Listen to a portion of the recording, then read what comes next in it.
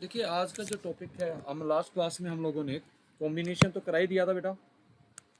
हाँ जी बेटा, सबको याद है ना, हमने कॉम्बिनेशन करा दिया था। Are you getting this? हमने कॉम्बिनेशन किया था, तो उसमें हमने फॉर्मूला बताया था N C R is equals to N factorial by N minus are factorial by are factorial. Is that okay? ये बताया था बेटा।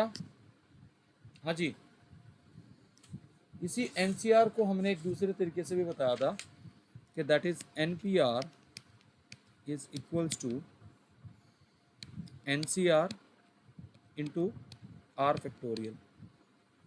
इसका क्या मतलब था कि पहले हम क्या करेंगे, आर ऑब्जेक्ट्स को सेलेक्ट करेंगे, then will arrange the R factorial. Is that okay? तो इसी कंसेप्ट पे हम आगे क्वेश्चन करेंगे। पहले इसकी कुछ प्रॉपर्टीज भी मैं बता रहा हूँ। हमारे पास एन डिस्टिंक्ट ऑब्जेक्ट्स हैं, एन डिस्टिंक्ट ऑब्जेक्ट्स। अब मान लीजिए इन एन डिस्टिंक्ट ऑब्जेक्ट्स में आप सिलेक्शन कर रहे हैं आर ऑब्जेक्ट्स का, आर ऑब्जेक्ट्स, तो डेफिनेटली रिजेक्शन भी हुआ होगा। तो कितनों का रिजेक्शन हुआ होगा भाई, बताएंगे मुझे? Remaining n minus r. So please try to understand that number of ways that we can select is same as number of way we can reject. Is that okay? So we have property ncr equals to ncn minus r.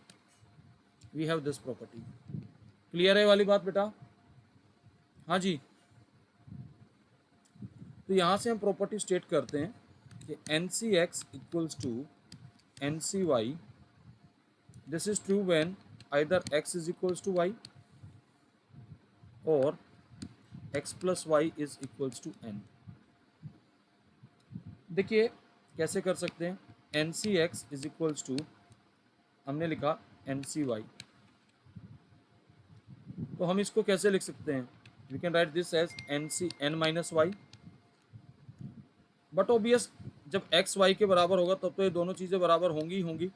So now equate them, X equals to N minus Y, so X plus Y is equals to N. तो ये एक इसका छोटा सा proof है। I hope it is clear बेटा, please do reply. हाँ जी, क्लियर है बेटा सबको? Yes, sir. Okay, just wait.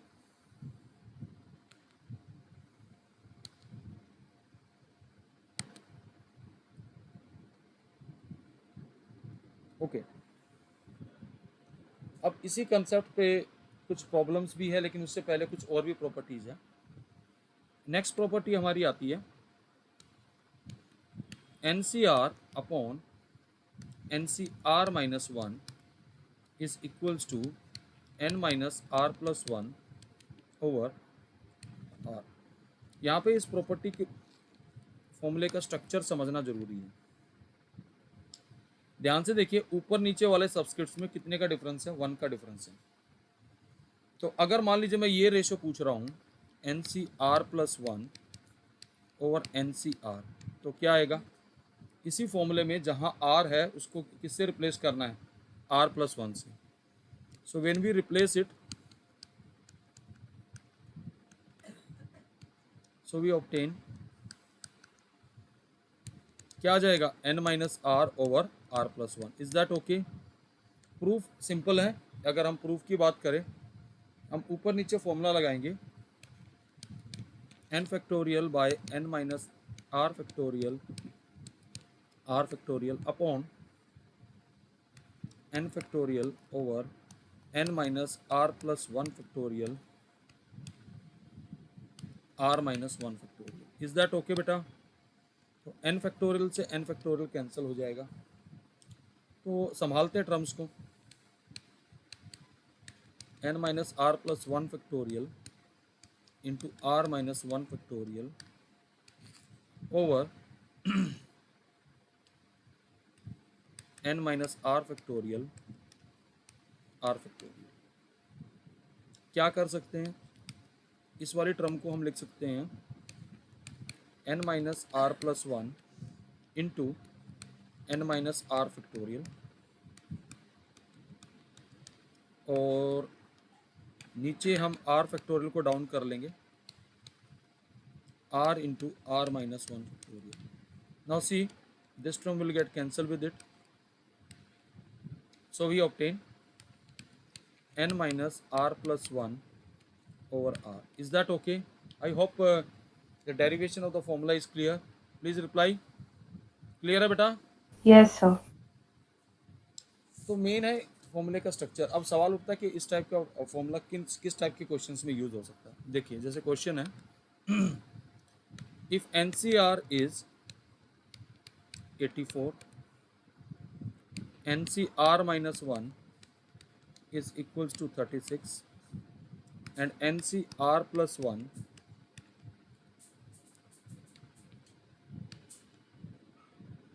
is 126. The question is find N and R. So we will make use of this property. हमने क्या पढ़ा है? NCR, मैं यहाँ पे दोबारा लिख देता हूँ, ये property over NCR minus 1 will be equals to 84 by 36. कितना आ जाएगा? 7/3. Please reply. और ये रेशो किसके बराबर है? n minus are plus one over R is equals to 7/3. Cross multiply कर लेते हैं.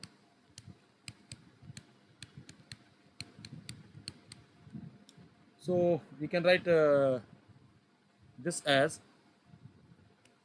3n minus 10r is equals to minus 3. So we have one equation. Is that okay beta? Please tell me. हाँ जी, clear है ये वाली बात बेटा? Yes, sir. ओके. अब हम क्या करेंगे? NCR plus 1 over NCR, that is 126 by 84. कितना आ जाएगा? हाँ जी, करो कैंसिलेशन, बताओ कितना आएगा? हाँ जी,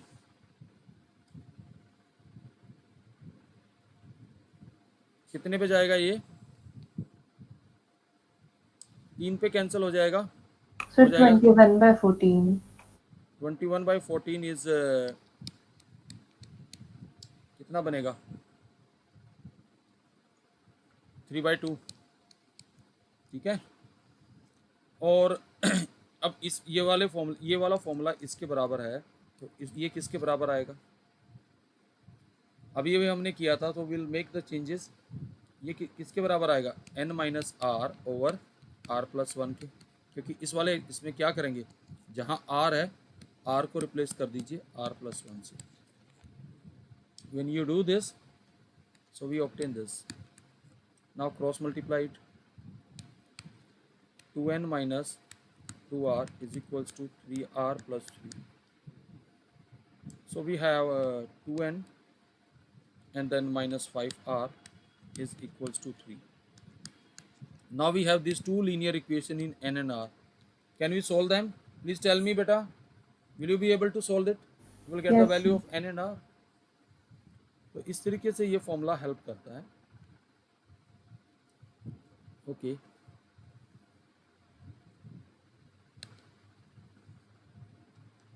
देखिए अब नेक्स्ट, अब एक और प्रॉपर्टी आती है. प्रॉपर्टी है NCR plus NCR minus 1 is equals to n plus 1 CR. ये बहुत इंपॉर्टेंट प्रॉपर्टी है, ध्यान से समझिएगा. यहाँ क्या है फॉर्मूले का स्ट्रक्चर, जरा ध्यान से समझिए. यहाँ पर नीचे वाले सबसेट्स का डिफरेंस कितना है? 1 यूनिट का डिफरेंस है. तो जब लिखते हैं तो इनमें से जो मैक्सिमम है उसको यहाँ लिख देते हैं.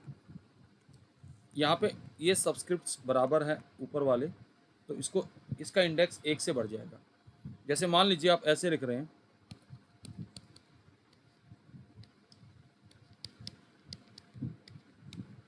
तो अब क्या बनेगा, ऊपर वाले का इंडेक्स 1 से बढ़ा देंगे और नीचे मैक्सिमम को ले लेंगे। Is that okay? जैसे आप लिख रहे हैं 3C2 प्लस 3C1 किसके बराबर आएगा? प्लीज टेल मी बेटा। 4C2 के बराबर आ जाएगा ये। Is that okay? Please do reply. Clear है Yes. स्ट्रक्चर? प्रूफ सिंपल है, एनसीईआरटी में है, अगर कहो तो मैं करा देता हूँ। सिंपल है, फॉर्मूला सब्स्टिट्यूट करिए, n factorial by n minus are factorial by are factorial plus, इसमें भी खोल दीजिए,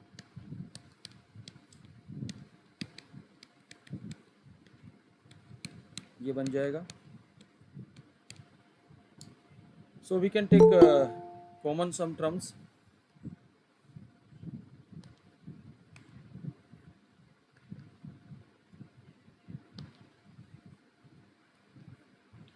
तो यहाँ से क्या कॉमन आएगा वो देख लेते हैं। सी इस आर फैक्टोरियल को हम डिमिनिश कर सकते हैं r into are minus 1 factorial, और इसको हम कर सकते हैं n minus are plus 1 into n minus are factorial, इससे कर सकते हैं। Is that okay? तो कुछ कॉमन आ जाएगा।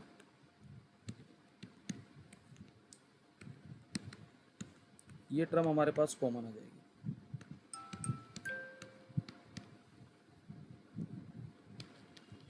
तो क्या बचेगा यहाँ से? 1/r plus 1/n minus are plus 1।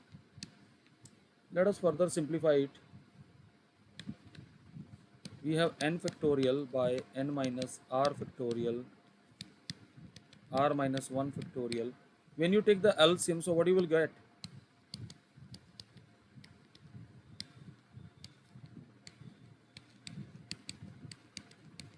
Clear है बेटा? अब ये जो n प्लस 1 और n फैक्टोरियल है, इसको हम क्या लिख देंगे? n plus 1 factorial. ये और ये दोनों टर्म मिलके क्या दे देंगी? r factorial and n minus r plus 1 factorial. So what is that? n plus 1 CR आ गया। क्लियर है बेटा? हाँ जी, Yes, प्लीज sir. ओके। देखिए, एक बार प्रॉब्लम आई थी इसी कंसेप्ट को लेके, IIT जेई का क्वेश्चन है। क्वेश्चन ये था NCR plus 2 times of n into CR minus 1 plus NCR minus 2 is equals to how much? ये जेई मेंस का क्वेश्चन है IIT का। इसको सिंप्लीफाई करना था, तो कैसे करेंगे? Can anybody suggest me? Question में हिंट यहीं पे है, जो मिडिल टर्म है। क्या हम इसको ऐसे ब्रेक कर सकते हैं मिडिल टर्म को? प्लीज टेल मी बेटा। हाँ जी, अगर इन दो टर्म्स को क्लब करूंगा तो क्या देगा? n plus 1 CR। Is that okay? और इन दोनों टर्म्स को क्लब करूंगा तो क्या आएगा? n plus 1 CR minus 1। अब इन दोनों को क्लब करेंगे तो क्या आएगा? n plus 2 CR। ये आंसर है। आप बताइए, समझ में आया सबको? Please do reply. Yes, sir. Okay.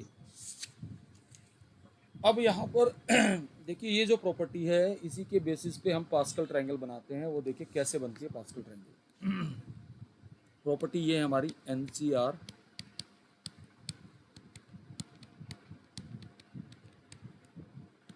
ये प्रॉपर्टी है, ध्यान से समझिएगा प्लीज।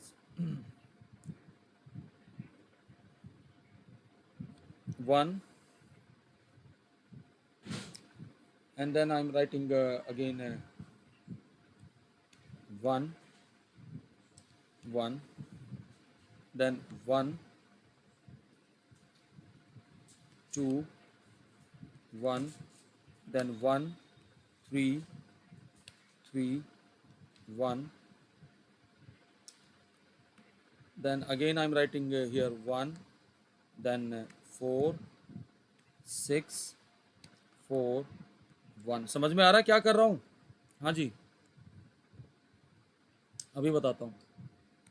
5 10 10 5 1, अगेन 1 6 15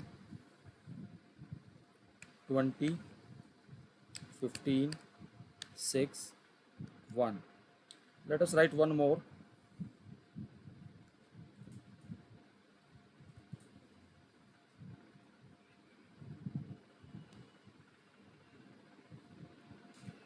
चलो यहीं तक रखते हैं। देखिए ये जो वैल्यू है, this is the value of 1C0, this is the value of 1C1।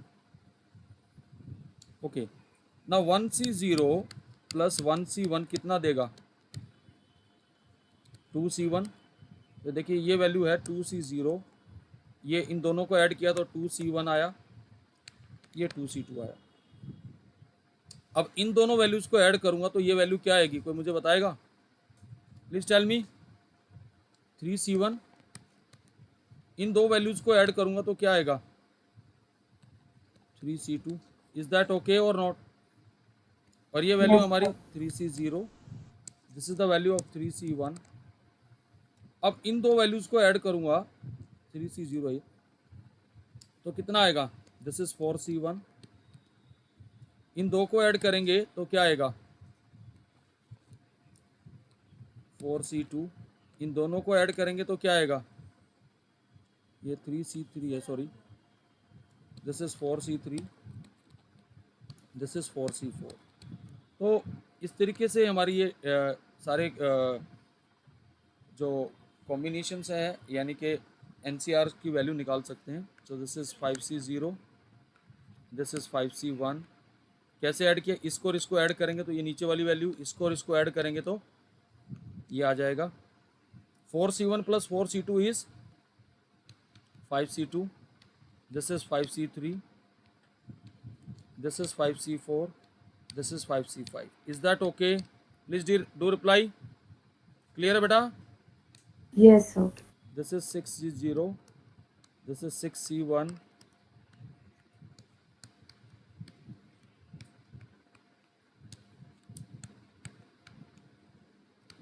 ये आ रहा है, ठीक है? हाँ जी, I hope it is clear. हाँ जी बेटा। Yes, sir. तो अब आप ये देखिए, इसमें कुछ खास बातें हैं जो समझने वाली बात है। मैं हाईलाइट करूंगा, ध्यान से समझना इस टेबल में। नंबर 1, 5C0, 5C1, 5C2, इनमें मैक्सिमम वैल्यू कहाँ मिल रही है? 10 पे। Are you getting this? अब यहाँ पर देखिए, यहाँ मैक्सिमम वैल्यू कहाँ मिल रही है? 20, यानी 6C3। एक काम करते हैं, यहाँ पे नंबर ऑफ टर्म्स काउंट करते हैं। कितनी टर्म्स हैं ये? 1 2 3 4 5 6। अगर मान लीजिए आपसे मैं कह दूं कि हमारे पास डाटा है और उस जिसमें 6 ऑब्जर्वेशन है तो उसकी मीडियन क्या आती है? There will be 2 medians. Are you getting this? Middle values कौन कौन सी ऑब्जर्वेशन आएंगी? एक तो n/2 और दूसरा n/2 प्लस 1th ऑब्जर्वेशन। तो देखिए, थर्ड एंड फोर्थ ऑब्जर्वेशन, ये मैक्सिमम। Is that okay? यहाँ पर कितनी टर्म्स है? 1 2 3 4 5 6 7, है ना? अगर और नंबर ऑफ टर्म्स है तो मीडियन क्या आती है? 7 plus 1/2, n plus 1/2, that is fourth observation. Is that okay? Please do reply. हाँ Yes, जी। sir. तो यहाँ से हम एक कंक्लूजन बना सकते हैं, NCR इज मैक्सिमम, और इसकी मैक्सिमम वैल्यू n/2 आएगी जब n क्या होगा? आप बताओ, n क्या होना चाहिए?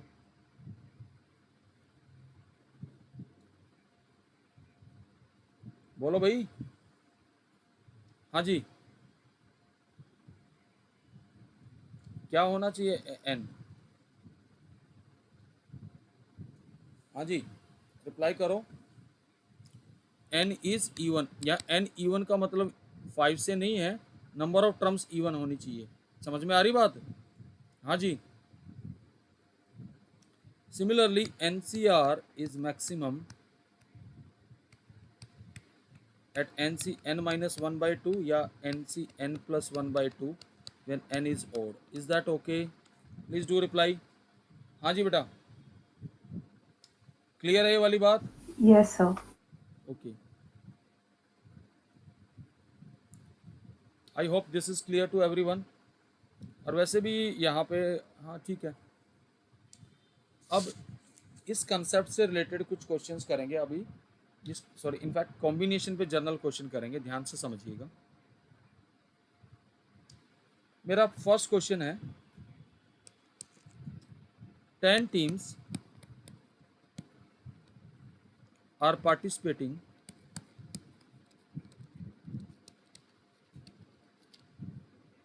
in IPL tournament.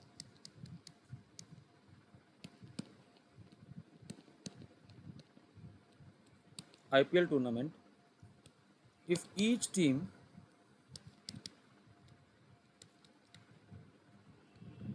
plays match with all other teams,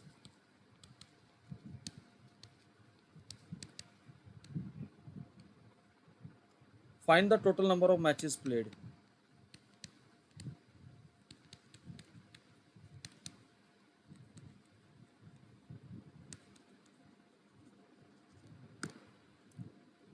अब एक बात बताइए, आईपीएल में 10 टीमें हैं। मान लीजिए हमारे पास ऐसी टीम है T1, टीम 2, टीम 3। अब कई बार बच्चे क्या करते हैं, इसमें कहते हैं sir they are 10 teams, okay. तो पहला मैच खेलने के लिए उसके पास कितने ऑप्शन है? 9।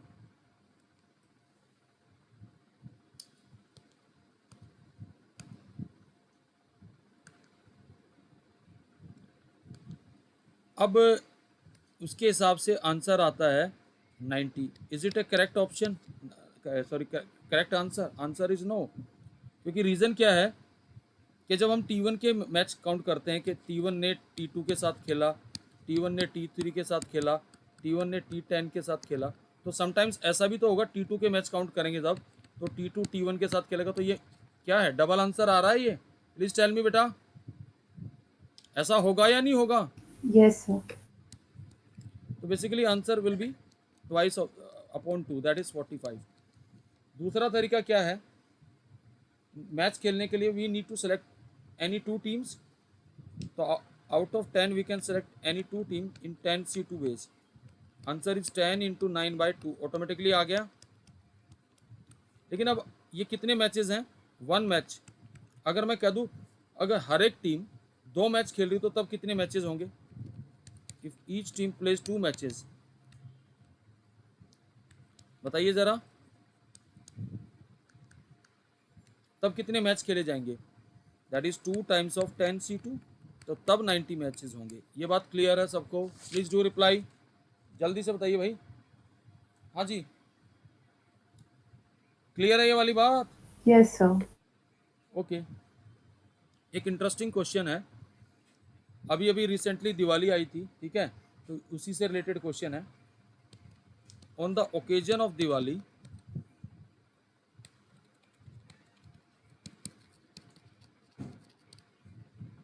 Festival, each student in a class sends greeting cards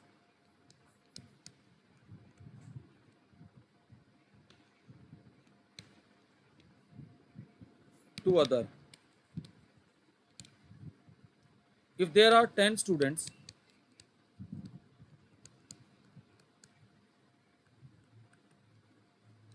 in a class,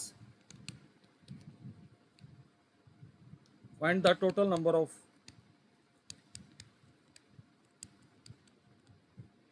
greeting card exchange.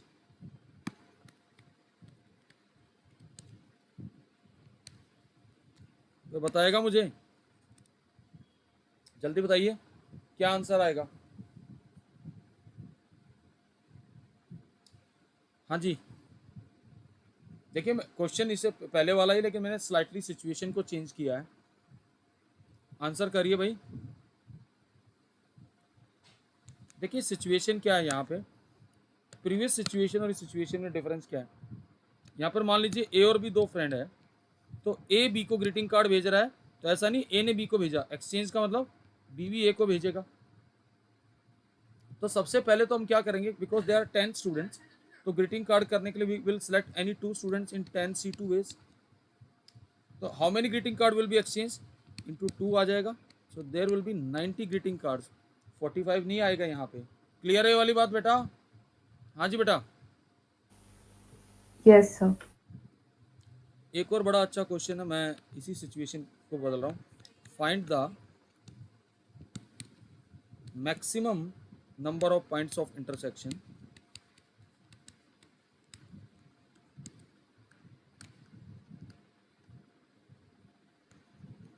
of 10 circles on the plane if no two circles are coincident, if no two circles are या concentric। कोई बताएगा मुझे? एक बात बताइए, जब दो circle intersect करते हैं तो कितने पॉइंट्स में इंटरसेक्ट करते हैं? किन्हीं 2 पॉइंट में इंटरसेक्ट करते हैं। तो we have to select any 2 circle in 10 C2 ways, multiply by 2 these many intersection. तो कितने इंटरसेक्शन आएंगे? 90। Is that okay? रिप्लाई करिए भाई जल्दी से। Yes, sir. ठीक है, बच्चा नॉर्मली इसमें 10 C2 कर लेता। देखिए 10 C2 का मतलब है कि एक इंटरसेक्शन, ठीक है, ये लाइंस के केस में हो सकता है, ठीक है, बट इसमें नहीं होगा। इज दैट ओके और नॉट बेटा? Please reply. अब देखिए एक और क्वेश्चन है बड़ा अच्छा, ध्यान से देखिएगा। There are 10 points on a plane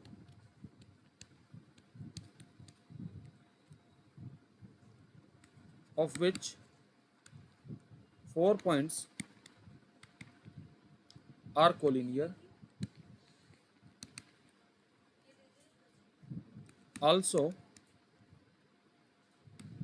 no 3 of the remaining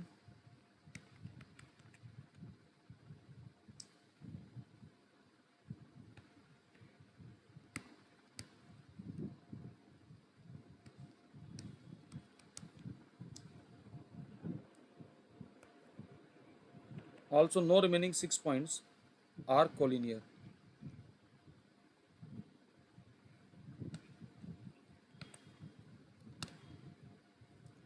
Then the question is, find the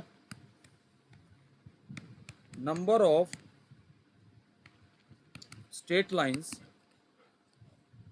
joining these points.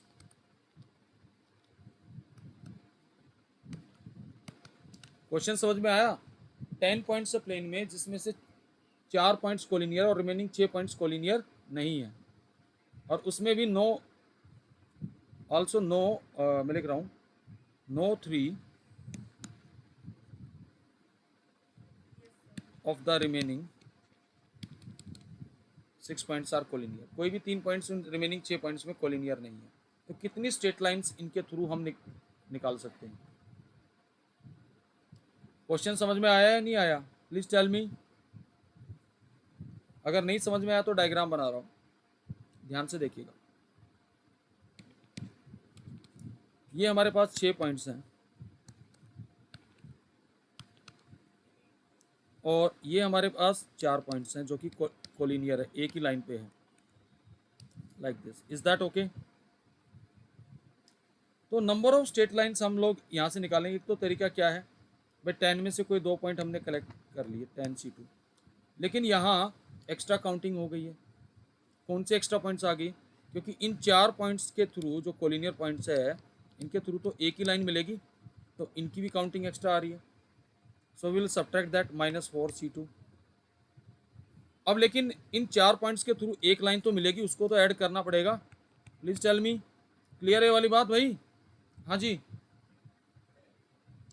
So answer is 45 minus 6 plus 1, so there will be 40 straight line. एक दूसरा तरीका क्या हो सकता था वो भी बता देता हूं. द सेकेंड मेथड इज, जो ये नॉन कोलिनियर पॉइंट्स हैं इनमें से कोई दो पॉइंट सेलेक्ट कर लो.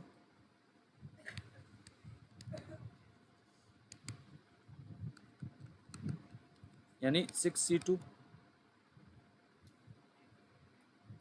कोलिनियर पॉइंट से हमारे पास एक लाइन आएगी. एक ये भी तो हो सकता है कि एक पॉइंट मैं इस क्लस्टर से ले लूं और एक इस क्लस्टर से ले लूं, तब भी तो एक स्ट्रेट लाइन मिलेगी. Are you getting this? Please tell me बेटा. तो इन 6 में से एक पॉइंट 6C1 वे से इंटू 4C1. अब इन सब का हम ऐड करेंगे इनको. 6C2 हमारा कितना बनेगा? 6 इंटू 5/2 15, ये 1, ये बन जाएगा 24. Again answer is 40. I hope this is clear. Please do reply. Yes, sir. तो कोई भी अप्रोच लगा सकते हो, ऐसा कोई दिक्कत वाली बात नहीं है. Okay, now we have another question. ध्यान से समझना, क्वेश्चन बहुत बड़ा है बट सॉल्यूशन उतना ही आसान है. ध्यान से समझिएगा. In a plane there are 10 straight lines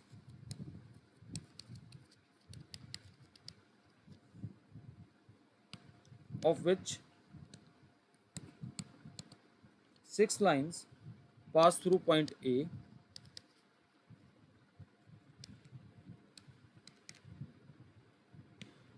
and 4 lines pass through point B.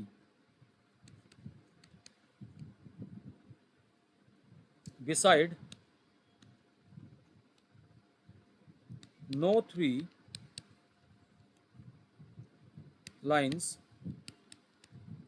pass through one point. यानी लाइन्स कंकरेंट नहीं है. No lines pass through both A and B,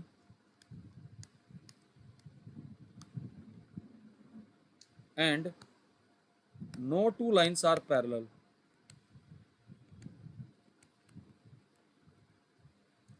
Find the number of points of intersection of the straight lines. Find the number of points of intersections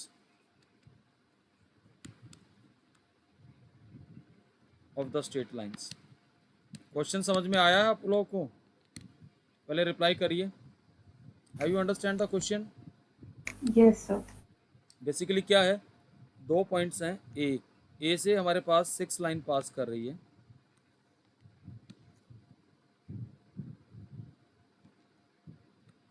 like this is the point से ए, यहाँ से 6 line पास कर रही है. There is another point B, यहाँ से भी हमारे पास 4 लाइन पास कर रही है. अब हमें number of point of intersections निकालने हैं और हमें कंडीशन ये क्या दे रखी है, ये जो लाइंस है ना तो पैरेलल है और कोई भी 3 लाइन एक पॉइंट से पास नहीं करेंगी आगे जाके. तो कितने इंटरसेक्शन हो सकते हैं? तो डेफिनेटली इंटरसेक्शन के लिए क्या होगा, इस क्लस्टर में कितने लाइंस हैं? 6, और इसमें कितनी हैं? 4. तो एक लाइन यहाँ से सेलेक्ट करें 6C1 वेज और एक यहाँ से करें. ये लाइन आगे, क्योंकि पैरेलल तो है नहीं, इंटरसेक्ट करेंगी. Are you getting this? Please tell me बेटा. Yes, sir.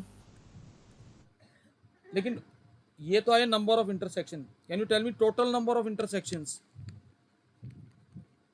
टोटल नंबर क्या आएगा? ये ए और बी पे भी तो इंटरसेक्ट कर, ये भी तो इंटरसेक्शन में काउंट होगा. 24 + 2, there will be 26 intersection. I hope it is clear. Please tell me. Yes, sir. Okay, एक बड़ा ही इंटरेस्टिंग क्वेश्चन है, ध्यान से करेंगे अभी, ध्यान से समझना. a delegation of 4 students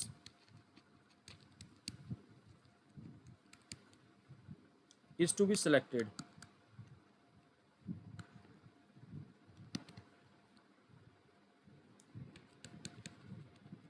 from a total of 12 students. In how many ways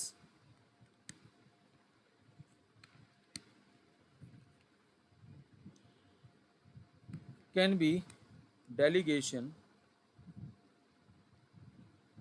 be selected? Number 1, if two particular students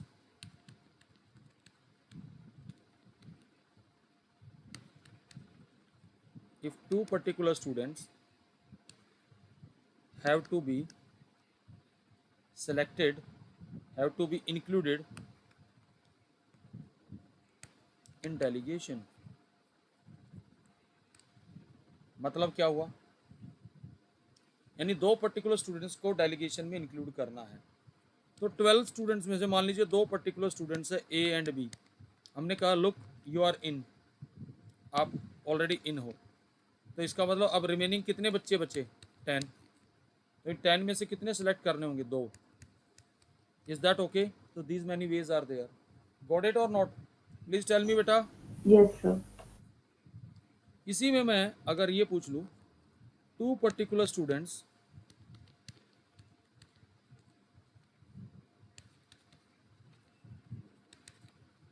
are never included, तब क्या आएगा? अब क्या करेंगे? मान लीजिए हम डेलीगेशन लेके जा रहे हैं और हमें पता पड़ा कि 2 स्टूडेंट्स ए एंड बी बहुत नालायक है, शरारत करते हैं। हम उनको कहते हैं look you are not going in the delegation, you are out. तो 10 हैं, तो 10 में से अब कितने सेलेक्ट करने हैं? 10C4। Is that okay? Got it और नॉट बेटा? Yes, sir. इसी में सिचुएशन फिर ये आती है 2 particular students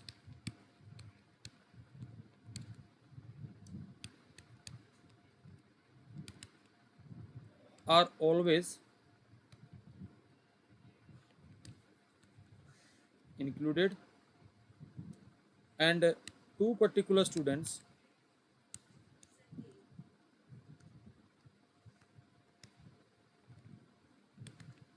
are never included,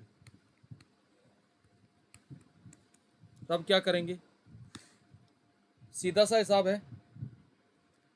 12 students हैं, हमें पता पड़ा ए और बी भाई दे आर मोस्ट फेवरेट।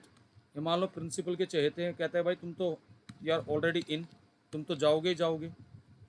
और सी और डी जो है चापलूसी नहीं करते, तो कहते हैं भाई तुम नहीं जाओगे, यू आर आउट। तो 2 तो सेलेक्ट कर लिए, अब इनको लेना नहीं है, तो रिमेनिंग कितने बच गए? 8। Are you getting this? अब 8 में से कितने सेलेक्ट करने हैं?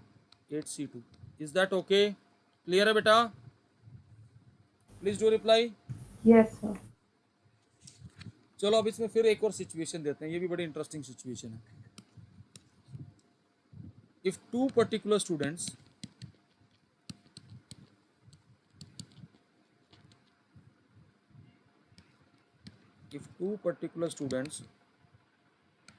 do not wish to be together in delegation, होता है ना कई बार, अच्छा वो जा रहा तो मैं नहीं जाऊंगा, ऐसा होता है या नहीं होता है? 2 पर्टिकुलर स्टूडेंट्स, अब मान लीजिए वो 2 पर्टिकुलर स्टूडेंट है ए एंड बी, तो क्या सिचुएशन बनी होगी? अगर ए जा रहा है तो बी नहीं जाएगा, और ये सारा मैं और में लिख रहा हूँ, और क्या हो सकता है? ए नहीं जा रहा होगा तो और भी कुछ हो सकता है, ये दोनों ही नहीं जा रहे। अगर ये सिचुएशन है तो तब हमें क्या करना है? क्योंकि बी जाएगा नहीं, ए ऑलरेडी सिलेक्टेड है, तो तब रिमेनिंग 10 में से कितने बच्चे सेलेक्ट करने हैं? 3। Is that okay? प्लस यहाँ पर भी क्या आएगा? 10C3, और यहाँ क्या आएगा? Plus 10C4. Is that okay or not? Please do reply. Yes, sir. So answer is 2 times of 10C3 plus 10C4. Simplify कर लीजिएगा, you will get the answer.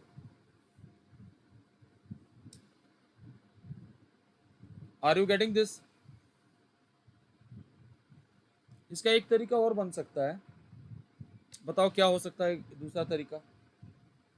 हम टोटल नंबर ऑफ सिलेक्शंस में यानी 4 select कर लिए, हम क्या कर देंगे, हम वो केस माइनस कर देंगे जब both A and B are selected. कर सकते हैं ऐसा? तो इसके कितने केस आएंगे? Look, A and B are in, तो बच गए 10, 10C2। Is that okay? Check कर लीजिएगा, ये दोनों आंसर सेम ही आएंगे, ये दोनों चीजें इक्वल आएंगी। गॉट इट और नॉट? रिप्लाई करिए भाई। Yes, sir. Yes, sir. इसी में एक और सिचुएशन ऐड ऑन कर देते हैं। If two particular students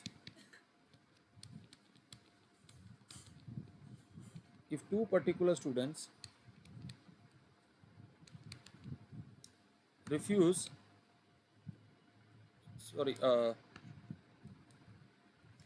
students wish to be included together only। भाई पक्के दोस्त है, या तो साथ जाएंगे या साथ नहीं जाएंगे। समझ में आ गया? मैंने यहीं पे इसका हिंट दे दिया है, या तो दोनों साथ जा रहे होंगे या दोनों नहीं जा रहे होंगे। Is that okay? अगर दोनों साथ जा रहे होंगे तो कितने सिलेक्शन, अगर नहीं जा रहे होंगे तो 10C4। So answer is 10C2 plus 10C4। I hope this is clear. हाँ जी बेटा। Yes, sir. एक और बड़ी इंपॉर्टेंट सिचुएशन आती है, आपने देखा होगा बड़े नखरे होते हैं बच्चों के, जब कोई पिकनिक ये होते हैं, ये जा रहा मैं नहीं जाऊंगा, ये जाएगा तो इसके साथ मैं जाऊंगा, इसने फीस भरी है पिकनिक की तो मैं भी जाऊंगा। ऐसा होता है या नहीं होता है? देखिए, if two particular students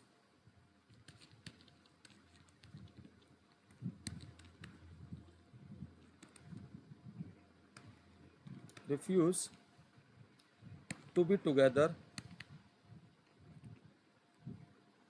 and two particular students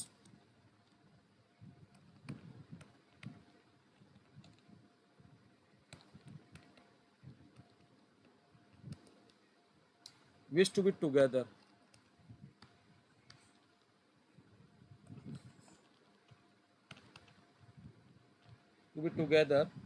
only in delegation। Question समझ में आ रहा है? दो बच्चे ऐसे हैं कि जो एक साथ जाना नहीं चाहते, और दो बच्चे ऐसे जो कि साथ जाना चाहते हैं। तो सिचुएशन क्या बनेगी? मान लीजिए जो दो बच्चे हैं ए और बी, ये दोनों एक साथ जाना चाहते हैं, they wish to be together. और सी एंड डी ऐसे हैं जो दोनों एक साथ जाना नहीं चाहते। तो क्या केस बन सकते हैं? मान लीजिए ए एंड बी दोनों साथ जा रहे हैं, तो फिर क्या होगा? मान लीजिए सी जा रहा तो डी नहीं जाएगा।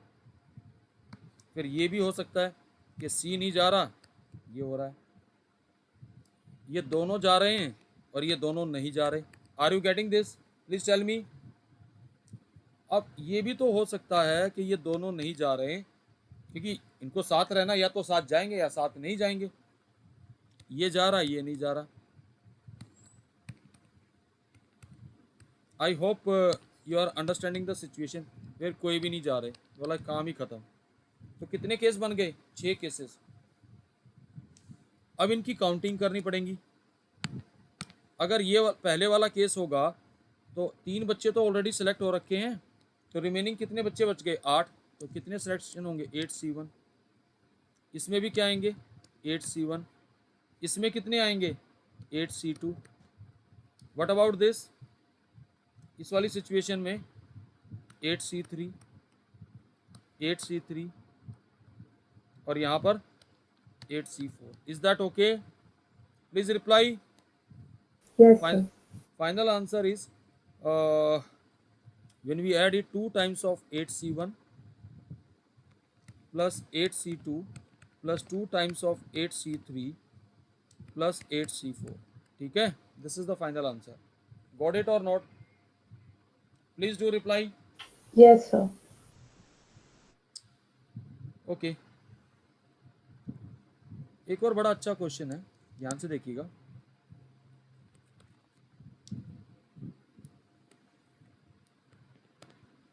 देखिए क्वेश्चन क्या है। क्वेश्चन है find maximum finite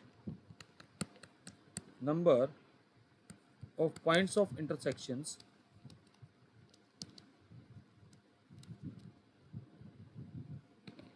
of 7 straight lines and 5 circles. So the word maximum is important. 7 straight lines हैं, ठीक है, और 5 सर्कल है, तो हमें मैक्सिमम पॉइंट ऑफ इंटरसेक्शन निकालना है, यानी कि 7 स्ट्रेट लाइंस 5 सर्कल्स। क्या क्या केस बन सकते हैं? या तो लाइन और लाइन, तो इस केस में जब दो लाइन इंटरसेक्ट करती तो कितने पॉइंट ऑफ इंटरसेक्शन होते हैं? 1 7 C2।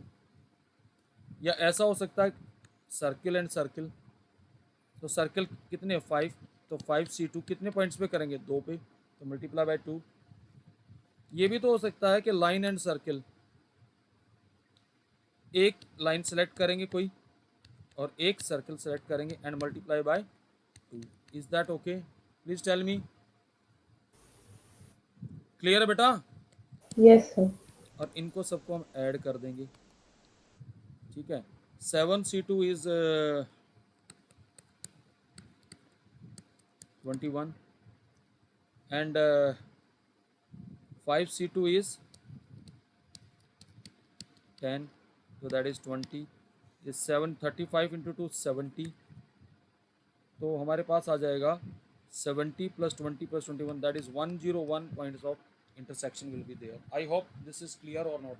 Please do reply. Yes, sir. अभी मैं 10 मिनट का ब्रेक दे रहा हूँ, उसके बाद आगे क्लास होगी। आई होप ये सारा सब कुछ सबको समझ में आया होगा। समझ में आ रही बात बेटा? Yes, sir. मैं बेटा क्वेश्चंस की प्रैक्टिस कराऊंगा और 10 मिनट के बाद मैं दोबारा लिंक शेयर करूंगा, तो प्लीज़ मेक श्योर सारे ज्वाइन करें, क्योंकि अब क्वेश्चन जो इसके आगे वाले क्वेश्चन होंगे थोड़े और टिपिकल क्वेश्चंस होंगे, तो आपको पीएनसी ठीक से लगाना भी आ जाएगा क्वेश्चंस में, ठीक है। लास्ट में मैं स्क्रीनशॉट शेयर कर दूंगा। वैसे क्लास रिकॉर्ड भी मैं कर रहा हूँ, तो I will be sharing the recording also.